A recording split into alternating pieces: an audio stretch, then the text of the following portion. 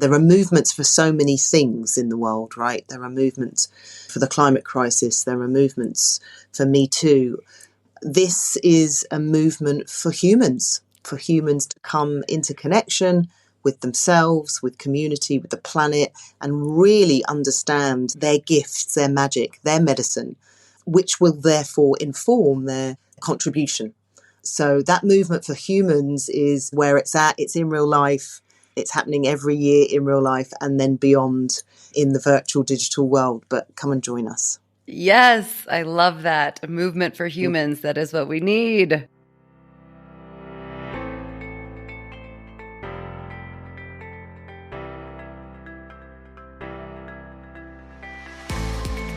Welcome to Season 3 of The Story of Woman. I'm your host, Anna Steckline.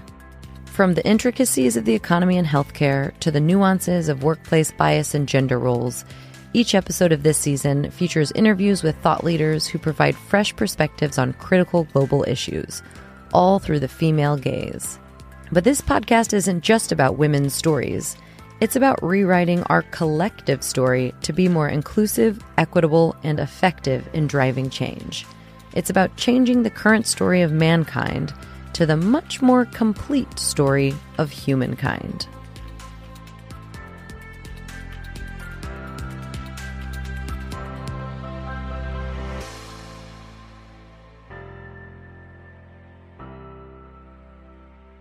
Hello, and welcome back to what is technically the final episode of this season. But today's episode is a little bit different, so before we get into it, I wanted to give you a quick background. Over the past year and a half, I've been thinking a lot about what humanity and the world most need at this very critical moment in our existence. And while we undoubtedly need feminism, the Black Lives Matter movement, movements for disability rights, LGBTQIA, and all the other movements we have, I've come to believe that those movements are kind of first-line defenders dealing with the symptoms of the problems, which are the broken structures and biases and inequitable systems and all of the things that we look at on the Story of Woman podcast. But as I've been thinking about all of this, I've been wondering, what about the root cause? What about what led to these broken systems being created and upheld in the first place? Because at the end of the day, systems are run by people. So to change our systems, people need to change. Systems are essentially people in action. So all of the solutions in the world won't fix these systems if the underlying anger and fear and everything else that helped to create and keep these systems in place haven't changed. This is why, for example, while things have obviously improved for women over the centuries, our problems haven't even come close to going away. They've just evolved over time. So today, instead of fighting for our voting rights or being able to wear pants instead of dresses, we're dealing with internet trolls and the lack of women in leadership positions. Our problems haven't gone away. They've just modernized to fit with the times. And that will continue to happen as long as people, with their own suffering and fear and anger, continue to operate these systems.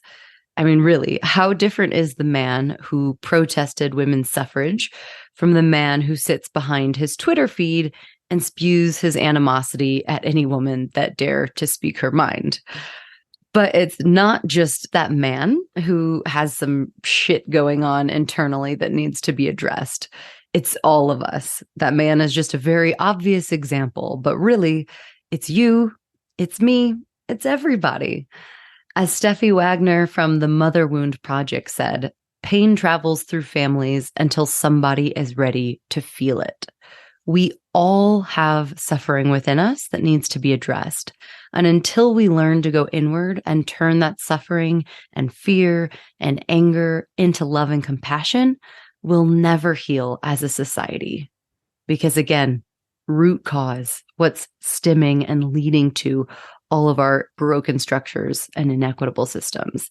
And there are people much, much smarter than me who have been saying this sort of thing for a long time, that in order to heal the outer world, we first have to heal from within. So with all of this in mind, I have ideas for evolving the story of woman into the story of human, where instead of focusing on the external world and all of its broken systems, we focus on the inner world and healing that. Same goal, equity for women and all people, but a different mindset and approach for getting there. This will probably be big news to some, but I feel it's a really natural evolution. It's an evolution that I've been on personally over the past couple of years, and it's one that I firmly believe we as a society all need to go on. It's still activism, but activism that focuses on healing yourself in order to heal the world. Not to mention, it strikes me that we don't have a movement for humanity. I mentioned this to today's guest, Remi, and her response is what you heard at the very top of this episode. Again, we need feminism, we need all of these other movements, but why don't we also have something that encompasses all of us and that goes to that root cause? You know, it's like we forget that we're all on the same team, and even all of these different individual movements are working towards the same goal. So yeah, I think we, in addition, also need a movement for humanity that really goes to that root cause and that focuses on healing the inner world in order to heal the outer world.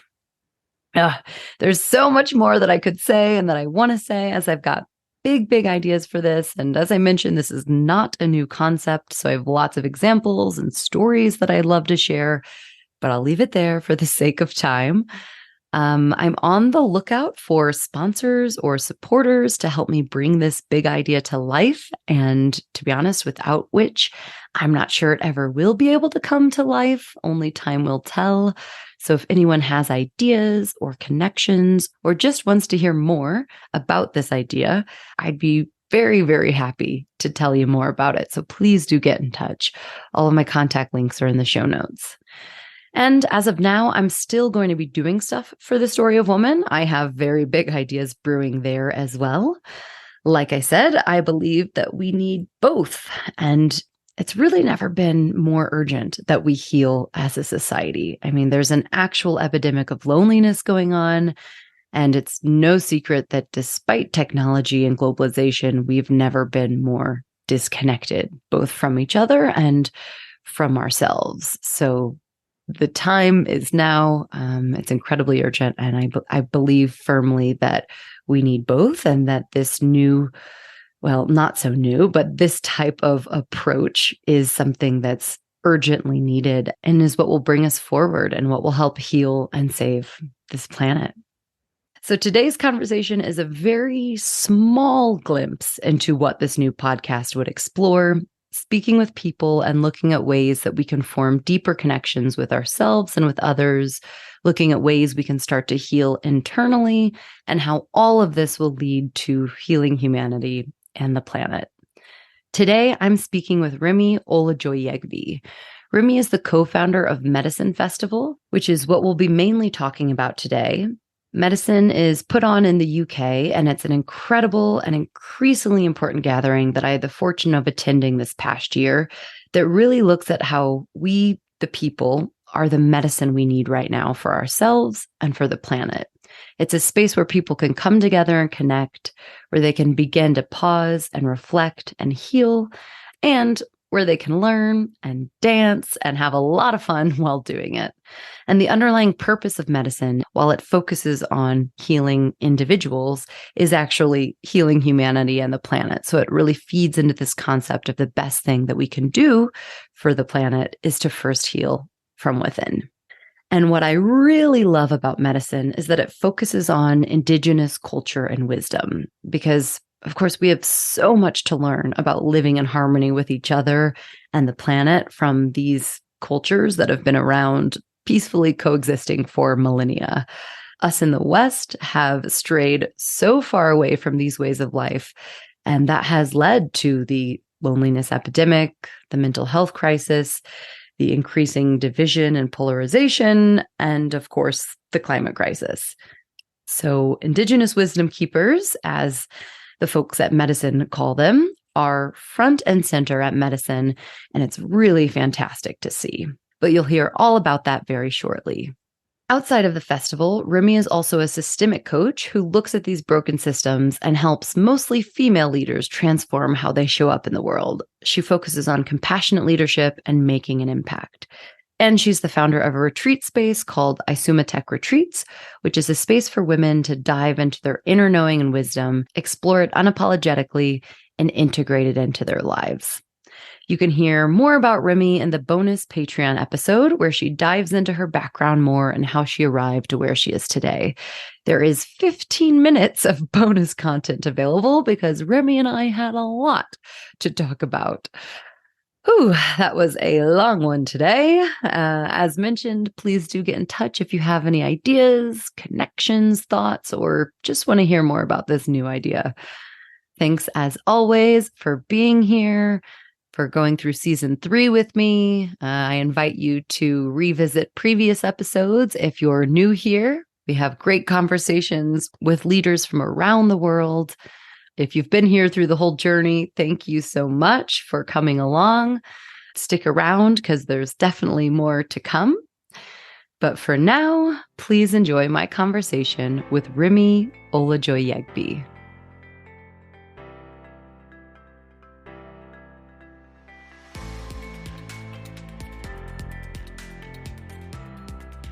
Hi, Remi. Welcome, and thank you so much for being here today. Hi, Anna. Hi, thank you very much for having me. It's an absolute pleasure to be here. Yeah, the pleasure is all mine. I'm really excited to chat with you about medicine, this wonderful festival that you co-founded. Tell us, what is Medicine Festival and why it was started and what's its purpose? God, big question. At the very top level, I would say that medicine is a movement.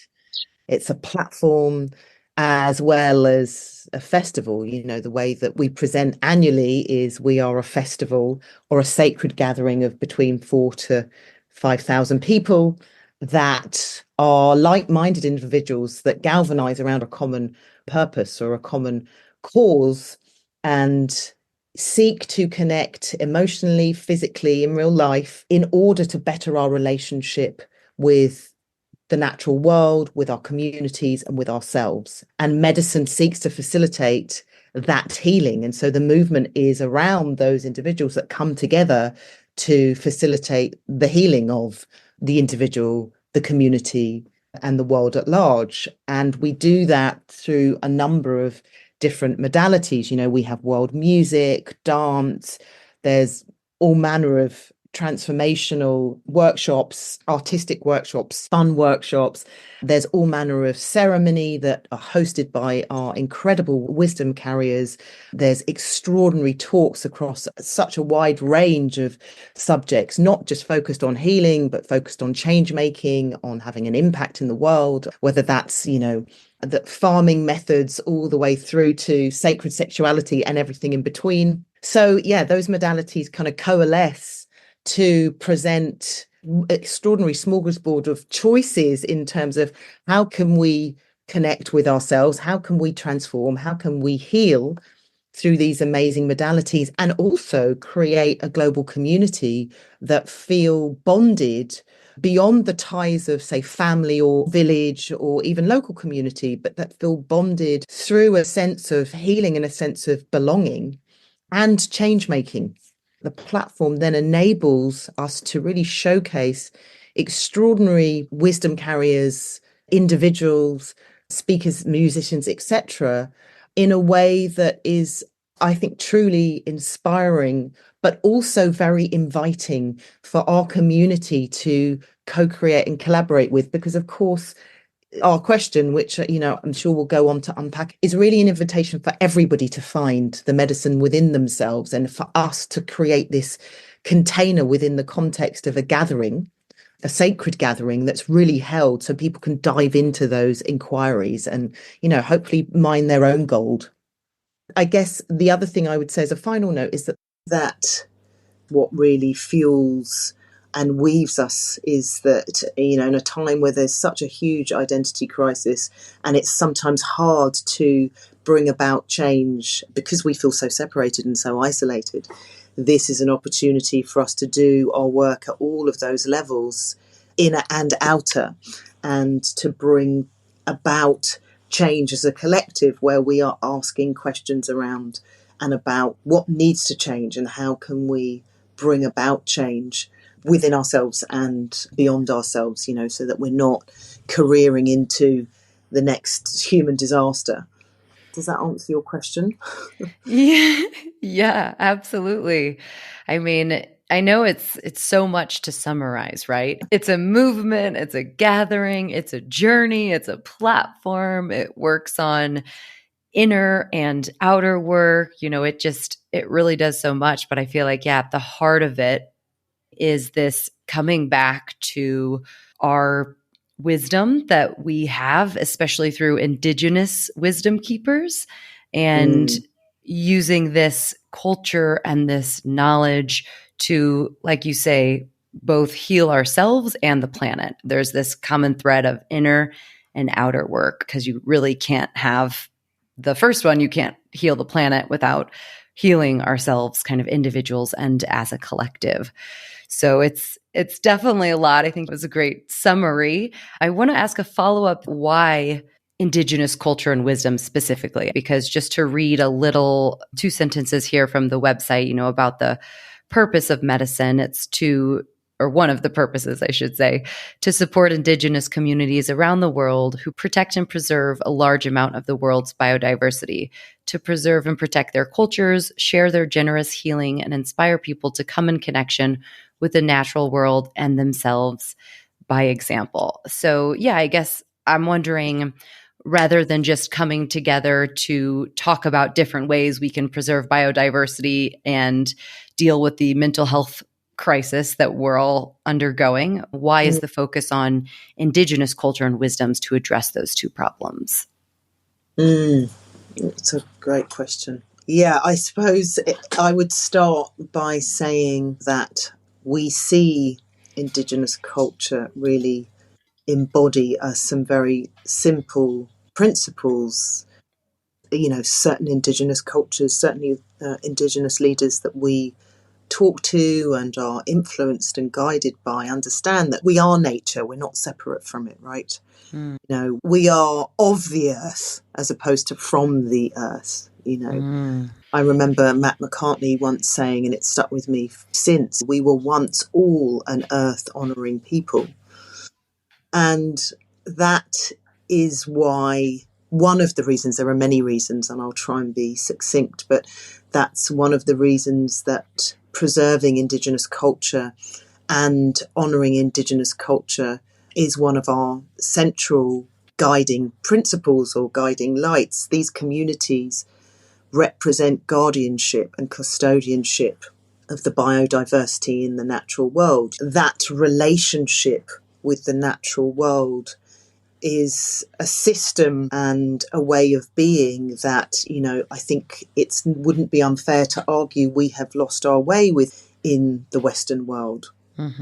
So, we live in an extractive, consumerist culture that amplifies the distortions and the separations that we feel from the natural world, such that we are not always even conscious of how an animal is slaughtered and how it ends up on our table. I'm not criticising meat eaters. I eat meat. I'm just saying, as an example, we are not potentially even conscious of how, we might cut down trees because as a dominant species, we need to get somewhere, right? So we don't even think about the impact that might have on our ecosystems and our environments.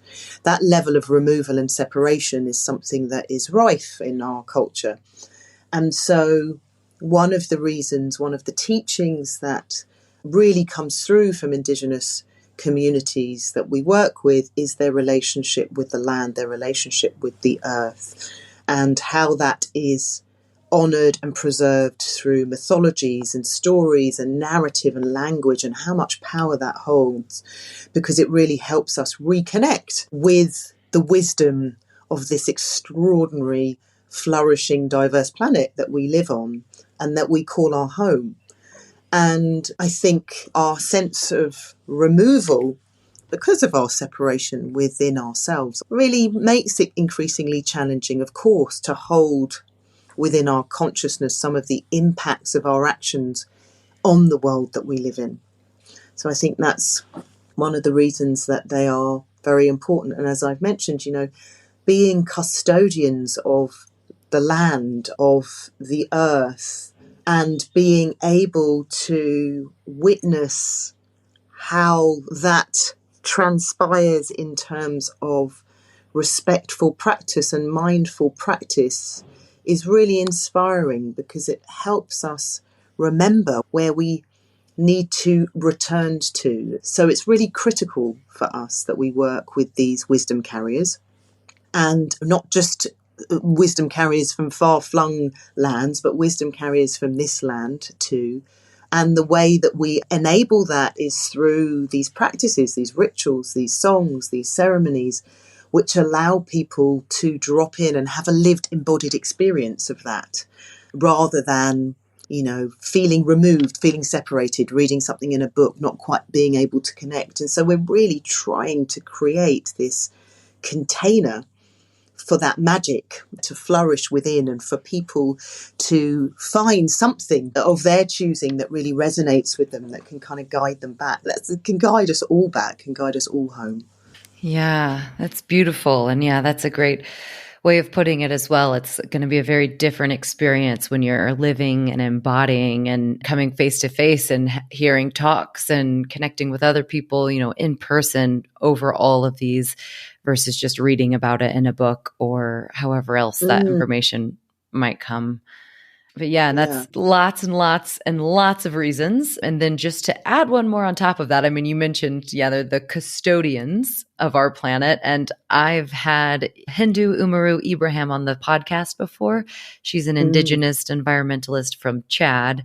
And she said on the podcast how indigenous people are around 5 to 6% of the world population, yet they protect 80% of the world's biodiversity. So if everything that Remi said it was not enough, just that fact alone, that they are protecting 80% of the world's biodiversity, is testament enough. So I think it's just really incredible what you all are doing.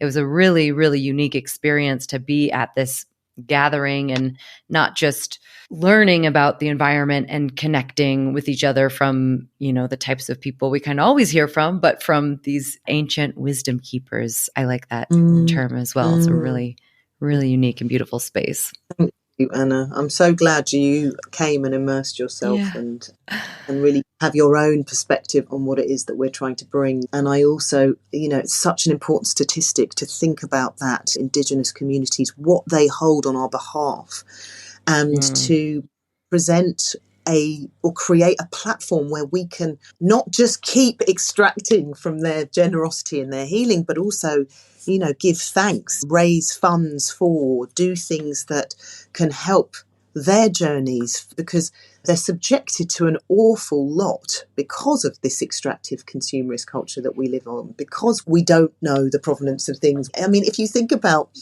everything that we eat, everything that we wear, every car part that is necessary for the cars that we drive, every road that is crafted, every house that is built, every single thing, right, is a natural material, is of the earth. And yet, how many of us think about that day to day? It's hard to think about it because we've got lots of other things to be thinking about and managing. But if we can, and our intention is to create that container, that space where we can drop for 4 or 5 days, the to-do lists and the habits and all of the things that consume us, and make that space, create that spaciousness for people to start engaging through content, through talk, through sound, through dance, through song, through prayer.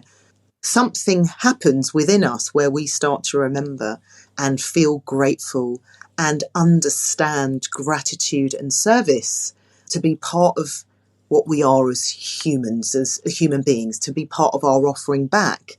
And so for those that are doing that on our behalf, these indigenous communities, profound thanks. It's wonderful that people can have an opportunity to meet with and be in the presence of these humans that are doing so much work on so many of our behalves, right? And also start to remember perhaps what our contributions might be in that regard. And so all of that is happening within this gathering. And we are certainly doing our very best to ensure that people are remembering their own, through these experiences, you're getting to connect with your own special medicine, your own offering, because we all have such riches to bring when we are able to open up to them, to look at them, to heal parts of ourselves that have maybe distracted us from even seeing them. Yeah, I like that. Starting to remember, and we have this innate wisdom in ourselves, kind of an intuition about maybe what's best for us in the world that we often don't listen to because we override it with our thinking brain, but also this innate wisdom that stems back generations and generations that feed into everything that you're talking about here, and allowing that to come to the surface through these different modalities, which I want to get into next, actually, is so we show up at this festival, we understand the what and a little bit of the why now, but how do we begin to remember, and what does that look like at the festival? Can you just walk us through some of the different components as an attendee we might find? Oh my goodness. I mean, there's so much. I find it overwhelming. But there's certainly something for everyone. I think what's important to share is that this is an in real life opportunity, right? It's a physical opportunity for people to come into connection with themselves and each other. We do continue to maintain that connection with our communities throughout the year online, encouraging that deepening and encouraging that expansion, but it's a physical opportunity. And so you arrive and you are immersed in a journey. This year, the festival is going to be the 14th and the 19th of August. So that gives you a good chunk of time. We actually don't even encourage day visitors because the immersion is really important, to go through the process. And it is a process, it is a journey where you do emerge, often feeling different. We want to make sure that we allow for time to do that. And so you arrive, and over the course of that 5 days, you get to choose what you do, whether that's movement workshops, listening to all sorts of extraordinary and exquisite music, having really deep conversations, or listening to really thought-provoking dialogues and talks. There is an opportunity for you to immerse and have fun, for you to immerse and crack open, for you to immerse and be really stimulated. And so our intention, our endeavour is to create a safe container within which you are held, and whatever occurs for you as a result of who you're interacting with is in a space that's safe and held, which is why one of the reasons we were very clear and intentional around not having alcohol. But I won't go into that just yet. What occurs in that container is almost like a kind of chaos magic, in that we can't dictate, your experience, Anna, or someone else's. But we know that through a balance and a beautifully curated journey, you are safely held to seek your own journey to unfold, and your own connections to unfold. And there is always ritual and ceremony being held so that you can find places to really deeply explore what's coming up and going on for you. I mean, we've got over 16 areas, I think, now, which have phenomenal talks. You can listen to anything and everything from decolonization and racial activism to soil health and regeneration to women's empowerment and womb health. It's a very expansive program. And what I would say is that the way that the land is curated is incredibly intentional.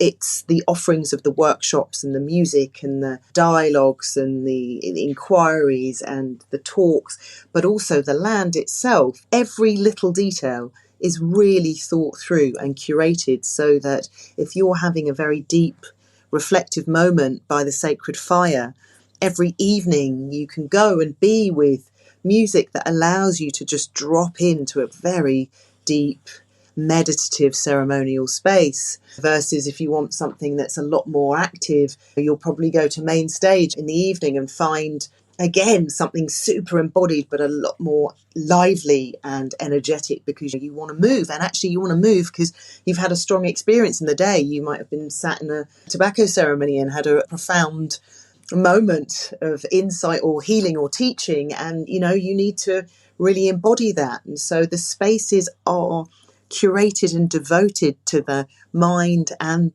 the body and the soul, that we can allow within the container holding of all of those aspects of ourselves, as well as allowing that liminal, chaotic energy to also be present, knowing that you're safe and that you're held. Yeah, that is such a wonderful way to encompass all of it, because once again, a lot to go over and describe. I mean, 16 areas that Remi is talking about, 16 physical spaces on this massive property of land. I mean, the area is just so large, and in every one of these areas, almost every hour of the day, you have something different. So exactly as you're saying, this is what I found, and everyone I spoke to found, is that everybody's experience is different and curated to themselves as they wish it to be. And you can go from doing yoga and breath work in the morning to a talk about storytelling, and then maybe a workshop on play and embracing your inner child. And then you learn about psychedelics, and then you do some forest bathing, and then you end it in a beautiful jam session where people from all over the world are coming together and connecting through music, because clearly music is a very integral part to the festival / gathering. And that was one thing that really stuck out to me, was just seeing, talking about our interconnectedness, talking about connection with others, is just seeing how people from all over the world were connecting in the most glorious ways because of music. It was just such a beautiful experience. Absolutely. It's a transmission as well. It's a real form of very deep transmission. And so, again, the music is very beautifully crafted and created. And this year we actually added a music temple, because we've got these extraordinary musicians and world music, every part of the globe, and beautiful sacred music that we want people to be able to drop into wherever they're at. Thank you for that summary. I was just actually looking through the program, just being like, wow. I mean, in any one moment, you could go to from Keredran's Cauldron, where you're being schooled on the rise of the divine masculine, to sexual embodiment work, to men's work and the rites of passage, to women's work and the power of the womb, to create and to craft and birth not just children, but how women birth other things in our world, and the importance of really understanding our ability and our capacity for such birthing beyond our children, and how important that is to hear. There's so much. There's this history of magic. I mean, and then if you want to look at land, very particular, there's tons on land, extraordinary talks on so many subjects. As I said, everything from our sleep to radical love to altered states of the brain, as you said, psychedelics, spiritual complexities of transformation. I mean, it's full. It's full. It is full indeed. And I think that can really start to paint the picture of how it's about inner work and outer work. So you're learning so much about what needs to be done in our external physical world, but also you have so many opportunities for interconnection and for sitting with yourself, seeing what comes up, connecting with other people, having talks about whatever it is that might contribute to inner work and healing. And then on top of that, you also have just connecting with other people and finding community. So I don't know if you want to talk to that point at all, even beyond the workshops and the talks and the music, just finding a place where you feel like you belong and connecting with a community of people and kind of the power that has.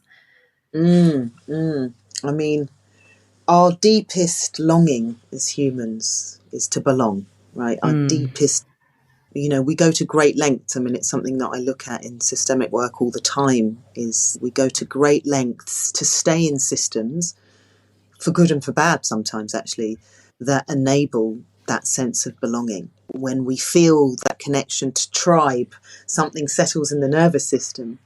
And yet we live in such a global world now that the whole notion of connection and village, the fact that actually, how can we really truly be connected to so many people everywhere beyond that of a village, but yet we live in a world that dictates and demands that of us, And of course, there are many opportunities in life to be had being part of a global community. And I'm sure many of us probably pride ourselves on being global citizens. And yet, isolation, disassociation, disconnection has probably never been more prevalent. And indeed, such levels of isolation, such levels of, one of the key impacts on mental health is loneliness. If you just take it back a few years to the COVID years of how we all had to manage and that sense of isolation and separation in a very real and very particular way. And so when you can create a space that feels expansive and interesting, but big enough that there is still an opportunity for you to find tribe, find connections with people around a common purpose of healing and growth and empowerment and love, around these very deep principles of being in these environments that support self-love and love beyond. It's heady stuff. It's often what we're looking for, right? This deeper sense of loving connection.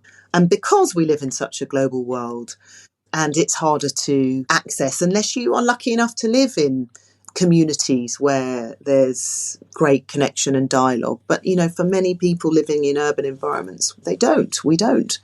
And even within community, this common purpose allows you to get stuck in a way that perhaps you might feel more separation and more divide because you don't know and you don't have the time to inquire whether you and your neighbour are both into the same thing. And suddenly you're in an environment where you can pretty much assume that you'll be able to find somebody within a stone's throw that you can have a good conversation with, that you can go on a journey with, that you can feel connected to. And as I said, we long to belong. We need it. And we really... That's one of our prayers for medicine. And, we hold this big prayer that people can feel this sense of settling and belonging and healing so that we can then go out into the world refreshed, revitalized, regenerated, and do the same and take that energy onwards. So, this is a big piece. It's community. We long to belong. I love that. And I've thought about this before, and I mean, we don't have time to get into why this is, but I just find the irony so painful that exactly as you say, our greatest desire is to belong, is to connect with other humans. And that means that every single person on this planet wants the exact same thing, and it's mutually beneficial. And yet we have all of these barriers socially, culturally, structurally that prevent us from doing that. And like I said, it'd be a lot to dig into that right now, but it's something that, that irony of that just strikes me. But I think, community and connection with others was a huge through line at medicine. And so was, and we've kind of alluded to this, going into the festival and emerging slightly different, this kind of inner healing. And I think what a lot of that comes back to is connecting with yourself. So we've talked a lot about connecting with nature, understanding more where food, materials, all of these things come from, tapping into indigenous wisdom. We've talked a lot about community and connecting with others. And then there's this third thread of connecting with yourself. And I just want to kind of go back to the basics for a minute, because I think, lines like that can be thrown around and people might not even what does that even mean kind of thing. So I just want to ask you, what do you think that means to connect with yourself? And then if there's anything you want to add about the challenge that we face in today's society in doing so, and ways that that can kind of be overcome at the festival.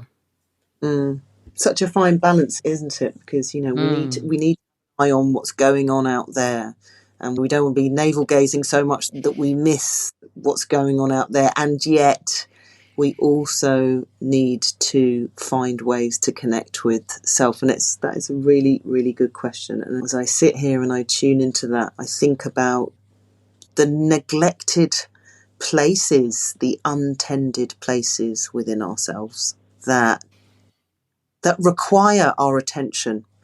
In order for us to serve others, we have to serve ourselves, and those places require our attention, our service. It's important that those neglected, untended to spots get some attention, and that can be in the way of healing, self-love, more mindfulness, more awareness. But that connecting back to self, there's so much trauma that sits within the human system when we're so resilient and robust often that we don't always find or have the capacity or even the tools actually to come back to places that need attention. And yet when those places don't have the attention, then we find they play out in some way or another. And so being in an environment that enables you to deepen into, to tend to what really is, those unspoken realms, those unspoken places within us that can often be driving forces if we're not aware or not careful. I think that for me is a very important part of connecting to self, connecting back in to see, what do I need? Such a hard question sometimes. You ask somebody, what do you need? It just draws a blank because we're not sure. We don't know what we need. We're not even sure that we've ever been shown how to think about that. We can often say, what do we want? And, what we want can sometimes be, I think that's often what can fuel this consumerist society that we live in, where we amass more stuff because we think that we want that and that's going to make us feel better. But actually what we're seeking is something that helps us feel. And enabling that feeling, I think, comes through an understanding of our needs where we can articulate them in a non-violent way. Often when we're articulating our needs in a violent way, it's because they're unattended and we don't have the language, we don't know how to express them.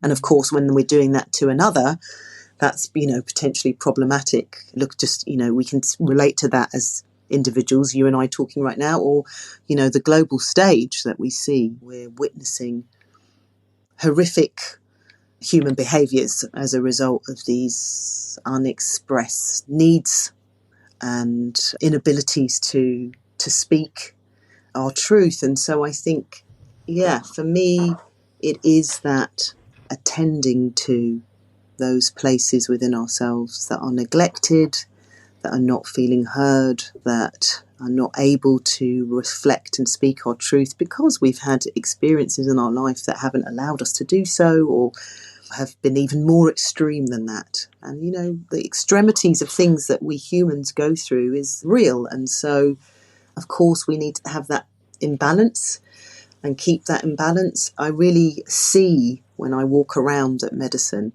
people are tuning into parts of themselves and are moved to do so. And as I said earlier, sometimes we need the immersive space where we can keep the list of to-dos and distractions and all of the chatter of the mind that stops us often doing what we actually really need because it's sometimes too painful, to be able to go there in a safe environment. Yeah. Does that answer your question, Anna? Absolutely, in so many ways. And there's so many points I want to talk back to in response, but I'll just say, I'm really glad that you brought up the parts about how these neglected areas, how when we're not connecting with ourselves can be the driving forces. Because I think that a lot of times, in the work of any type of movement, we look at the outside, we look at the outer work that needs to be done, which is important, obviously, the systems, the planet, the people that we need to connect and come together with, but we are not always talking about the inner work that needs to be done in order for that outer healing to happen. Because if that's not taking place, that's what's exactly, you say, the driving forces of everything else. So that is kind of the foundation, I think, of all work that needs to happen to heal ourselves and to heal the planet, is that inner work and connection with ourselves. But for a multitude of reasons, again, that we won't have time to get into, it's not easy. But the last point that I'll just make is I think a lot of that connecting with yourself comes back to that innate knowing, kind of being still and listening to your body and what comes up. And we lose sight of this ability to listen and trust ourselves in a way that isn't coming just from our brain and intellectually kind of understanding and making decisions for ourselves, but connecting with ourselves on it. No, I was just saying, absolutely so important. I just had this image of us all being brains on sticks, and all of this deep, I'm sure you've heard of the book, The Body Keeps a Score, all this deep no wisdom, trauma patterns, all of that which is stored in the flesh and bones that, we also need to find ways to tap into and unearth, because it's innately wise. And the nature of mind is such that whilst it can be utterly brilliant, it can be massively distracting. So wow, what a fine balancing act it is just to be alive and be a human and be constantly trying to find ways to balance and contend with that push pull, the polarities. Absolutely so it's really great. Medicine really focuses on all three of these connections with the planet, with each other, and with ourselves, and you need all three of that to make any progress for our own healing and for healing the world. So on that note, I want to ask this directly. Again, we can probably start to assume and deduce, but you talked in the beginning about one of the founding questions was, how can we be the medicine? And certainly throughout the festival, while I was there was a phrase I heard thrown around quite a bit, which was, we are the medicine.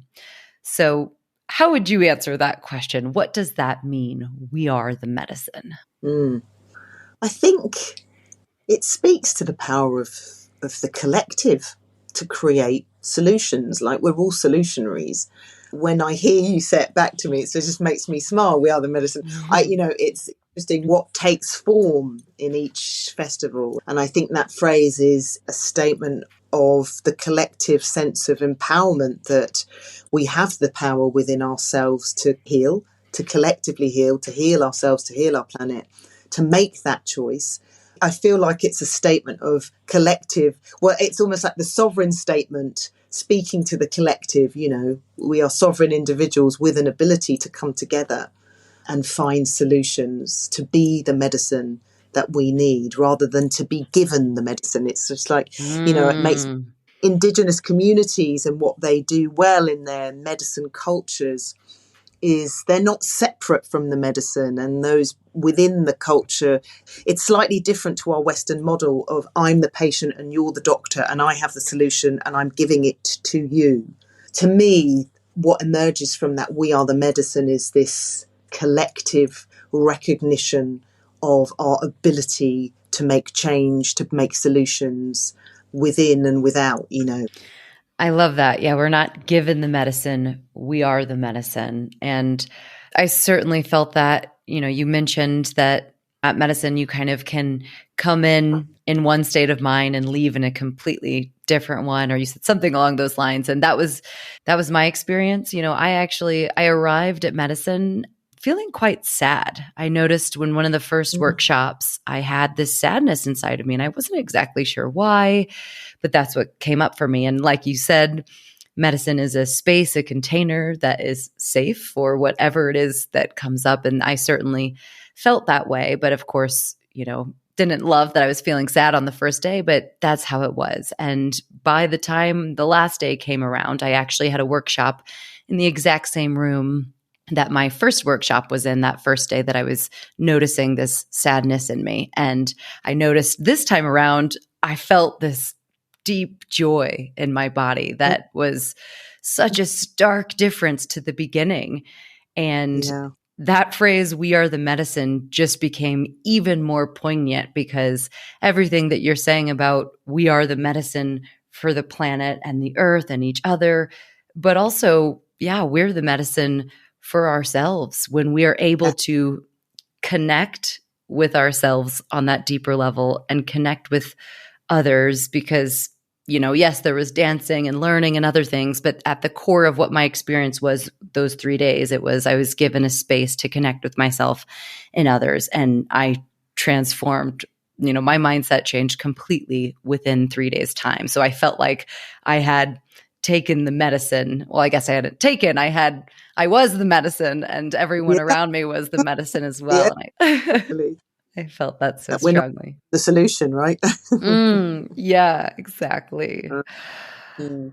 Okay, so then lastly, I just wanted to also ask about diversity and inclusion. Obviously, we've talked about including indigenous wisdom keepers and ensuring representation there, but I know part of your role and really medicine as a whole is really ensuring there's diverse people that are both running the workshops and talks, but also in attendance of the festival. So, can you kind of talk to us about the importance of that and Yes. perhaps how you ensure that that happens?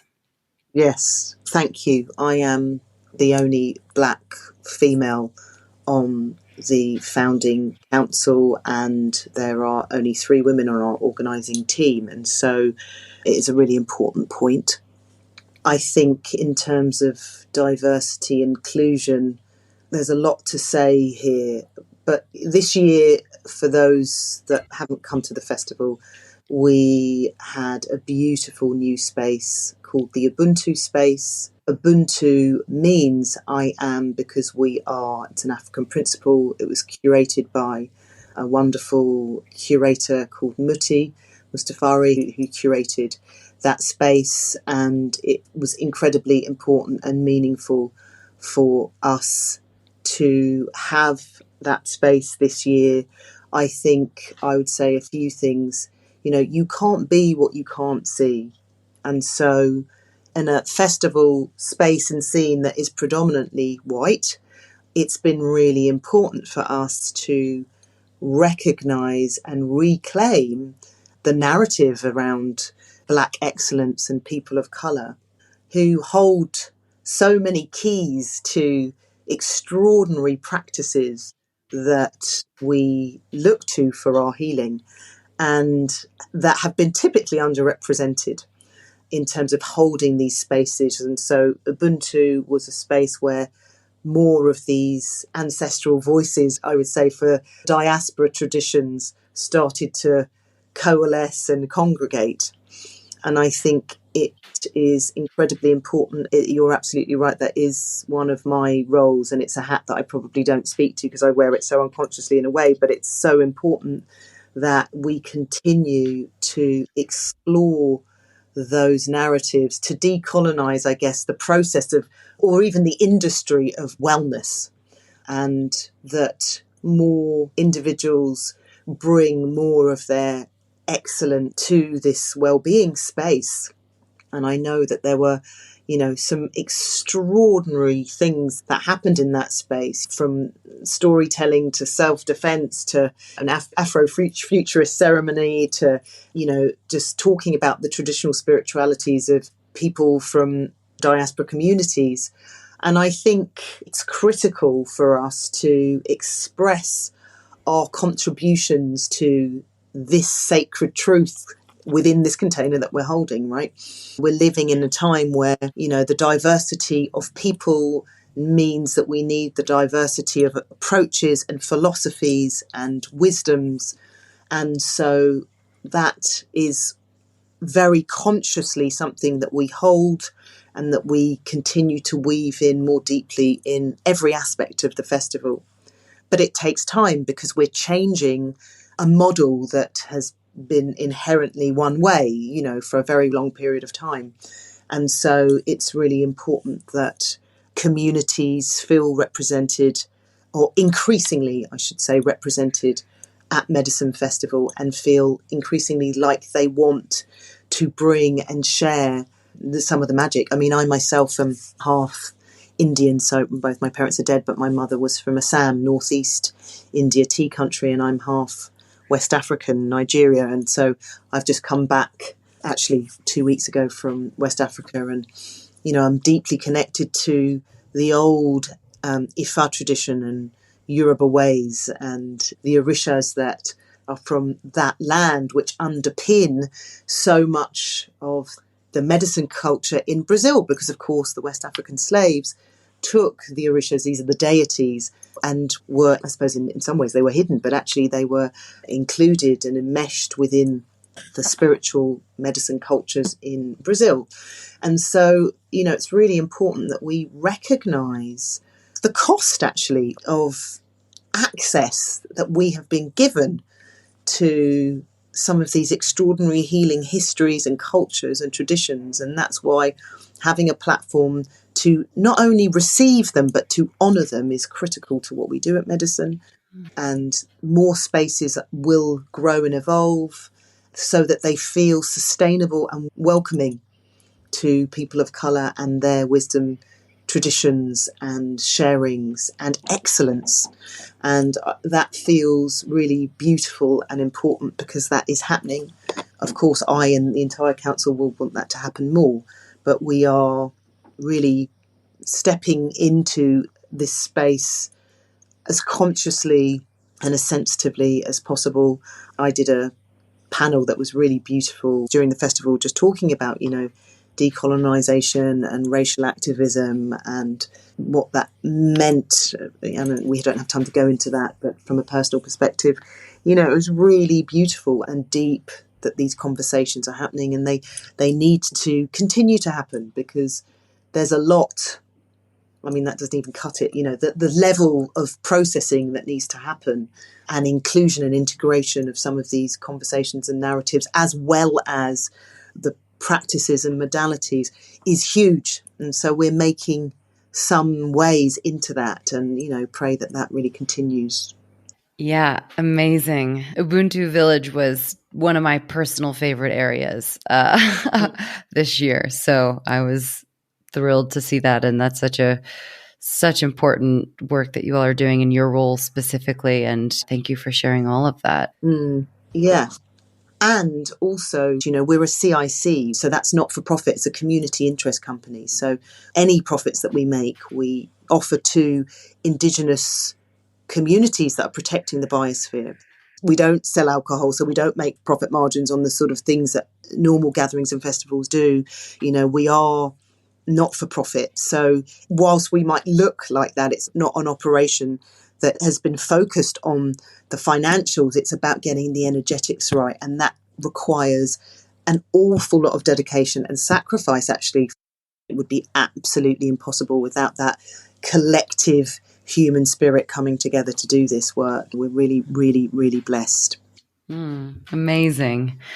And just my 2 cents on, not to get us off track, but the no alcohol there, in case that's scaring anyone off. I mean, honestly, I think I talked with a lot of people about this. It's like the whole energy of the place was just so much higher without having alcohol that adds this, filter to everyone and the whole energy of the place. So I think it was such a beautiful experience to be in this environment around all of these people, consciously, soberly. So yeah. I was a big fan of that decision personally. Oh, I'm so glad to hear it. We really had to go through a process of decision making, and we could not compromise the energetics of the festival above the financial income, right? Many festivals, and I'm not anti-alcohol, I'm just saying that many festivals rely on this revenue. And so we needed to be super intentional about the energetics. And actually, if we were really offering sacred spaces and held spaces, we could not have alcohol. People would not feel held and safe knowing that that there was alcohol at large, because our ability to have that self-responsibility is impaired significantly, whether you drinks or not, we know that. And so to go inwards, and to really connect in the ways that we've just been discussing for this last hour would be near on impossible.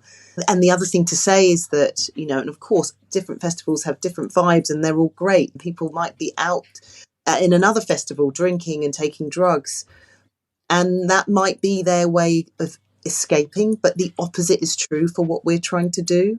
We're saying don't escape, actually. Don't escape from self. Don't escape from these places. Let's have a little looky here. Let's dig a little bit deeper. It's okay to do that. It's safe to do that. And so alcohol was just an absolute no-no within the context of this festival. And we could not invite wisdom keepers from around the world to bring their prayers and their sacred work into a space knowing that there would be alcohol there. So we chose to not compromise for the financial benefits. The energetics won out for us. And yeah, we all know that was absolutely the right decision. And the community reiterates that time and time again, that the vibes and the feeling and the type of relating and the type of immersion that's possible is really possible because of that very key decision. So I'm proud of that, actually. I think you should be. And I love that too. It's the opposite of escaping. Yeah, you kind of unplug a little bit from your day-to-day world, perhaps, but it's not escapism. And I think that's a really key distinction to make. It's the opposite of that. So thanks for bringing that up. All right. So then just some questions to bring us home to wrap here, even though I could talk to you all day about all of this. But if listeners haven't come up with their own reasons already, why do you think anyone listening should consider going next year? I think anybody that gets to a point in life where we can come up against this question, but it's a question that I really feel in my work that arises in many humans. Is that it? Is this it? I think if anyone can answer that question, they should come, right? Because there's always more. It's being in an environment that really encourages us to be curious and look more deeply as to how we might answer that question. Sometimes we hit points in life where beyond the day-to-day, it's hard to make sense of what else might be out there for us, whether that's in relation to another human or, community or our professional careers. But I think these spaces allow you to unpack and inquire in a way that, as you've just described, and actually smiling for ear to ear, hearing about how you emerged feeling that different after 3 days of immersion. We all need a reboot, right? In order for us to be our best selves. We hear that phrase all the time, be your best self, bring your whole self to work. I mean, what does that even mean, right? If we don't even know in our long lives how to refresh, how to regenerate, how to restock ourselves. And I think if you're curious about how you might do that and what you've been doing hasn't been working for you, you should come. There really is something there for everyone.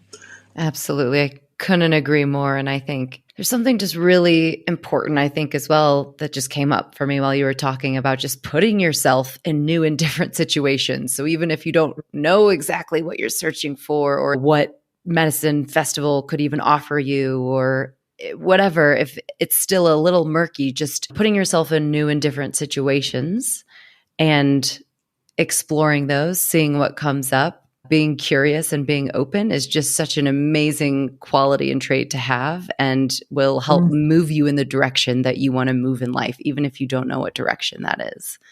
Exactly. The answer lies within, right? You just need the space to look for it. Yes. So, yes. Yeah. If people take one thing away from this conversation with you today, what would you want it to be? Oh, my goodness. I mean, I guess it would be something around, what aspect of yourself do you need to remember? Do you need to give space to? And what riches might lie in there? What medicine might be so beneficial to yourself and others if you were to give it the space? How How might you get there? What one thing might you do that allows you to connect into either that space of your own healing or just a greater awareness around your contribution? It's something that you often hear, people say, God, I feel so strongly about X or Y, but I don't know what to do about it. And so I guess if that's you, I would love people to take away the invitation to come and join us and to do whatever is right for you, whether that's to, you don't have to be out there saving the world. You might come and spend the entire time looking within and really deepening, and then emerge feeling like, actually, this is the direction I've now connected with people that can help me feel like I'm making a difference or a contribution in the world that feels right and good for me, that connects me with my medicine. Sorry, this is a very long-winded answer to say, my takeaway would be to invite you to join us because you're curious about yourself and your own healing, and you're curious about the contribution you want to make. I love that. And that answer could be as long as you'd like it to be. So it was a perfect length. And is there anything else that you would like to say or talk about that we haven't covered before we wrap? I could talk to you all day, Anna. It's lovely. This is the thing, get a passionate person on a soapbox and you could have a 4-hour podcast. So, there's so, but I tell you, the one thing I will say is it's also a lot of fun. It's not just all deep process work. Yeah. But what? It's also fun, because there's just a level of freedom of expression that's happening that is infectious and gorgeous and beautiful, and the music is exquisite. And so it does not have to be, it's as deep a dive as you want it to be, but it's a lot of fun. And yeah, I'm just reminded of a friend of mine that sometimes says, like, God, sometimes we do some deep work and you might be in a ceremonial context and you're sort of really doing some deep work, but actually joy is really important. We have to find ways to really connect with and remember, what are we doing and why are we doing it and where is the joy in it? And there's a lot of joy. There's a lot of joy in seeing people. You could walk past two people who are deep in conversation in floods of tears, and another two will just be rolling around laughing. And again, those opposites are so true and so important within us and around us. And so I would just say that, that would be my final point, which is the invitation is there and joy is there too. Joy and the fun is there too. Yes, what an excellent point to end on. And I second, third, and fourth that. Lots and lots of joy is there as well. So thank you for that. Thank you for your time. Thank you for your work. It has been such a pleasure, and I could have gone on all day as well. So maybe again one day in the future. Well, thank you. Thank you very, very much. And delicious, delightful to talk to you, and I'll send you all my contact info just in case people want it. Excellent. Yep. And I'll put all of that in the show notes. So thank you again, Remi. Great. Thank you, Anna. Thanks for listening. The Story of Woman is a one-woman operation run by me, Anna Stecklein. So if you enjoy listening and want to help me on this mission of adding woman's perspective to mankind's story, be sure to share with a friend. One mention goes a long way. Hit that subscribe button so you never miss an episode, and make sure to rate and review the podcast while you're there. For more content from the episodes and a look behind the scenes, follow The Story of Woman on your social media platforms. And for access to bonus content, ad-free listening, or to have your personal message read at the end of every episode, consider becoming a patron of the podcast. Or you can buy me a one-time metaphorical coffee. All of this goes directly into production cost and helps me continue to put out more and better episodes. In exchange, you'll receive my eternal gratitude and a good night's sleep knowing you're helping to finally change the story of mankind to the story of humankind.